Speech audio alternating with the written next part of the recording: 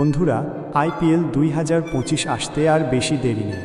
এবার Lucknow super জায়ান্টসের squad একেবারে fire. কিন্তু সবচেয়ে বড় চমক, লখনৌ দলে ঢুকেছেন এক নতুন ক্যাপ্টেন ঋষভ পন্থ।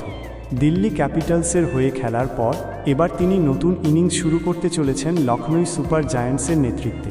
কিন্তু এই জায়গাটা সহজে আসেনি। মেগা অকশনে দিল্লি ফেরানোর চেষ্টা করলেও লখনৌ সুপার জায়ান্টস শেষমেশ 27 কোটি টাকায় পন্থকে দলে টেনে নেয়।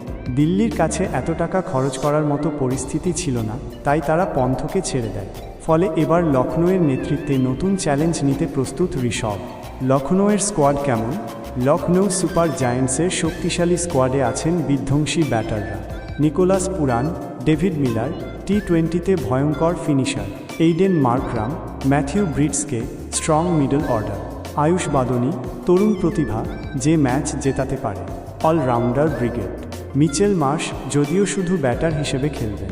আব্দুল সামাদ, শাহবাজ আহমেদ, যুবরাজ চৌধুরী ব্যাটিং বোলিং দুই দিকেই শক্তিশালী। Rajvardhan হাঙ্গারকেকর, Ashwin Kulkarni young talent. পেসারদের নিয়ে সমস্যা? লখনৌ টিম ম্যানেজমেন্টের চিন্তার কারণ তাদের পেস বোলিং ডিপার্টমেন্ট।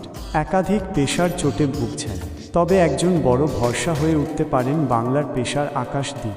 2022 সালে অভিষেক হওয়ার পর প্রথম 2 মরশুমেই প্লে অফে জায়গা করে নিয়েছিল লখনৌ, কিন্তু গতবার কিছু সমস্যার মধ্যে দিয়ে গিয়েছে দলটি।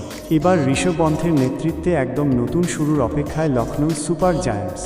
তাহলে আপনার মতে পন্থ লখনৌকে ট্রফি এনে দিতে পারবে? কমেন্টে জানান।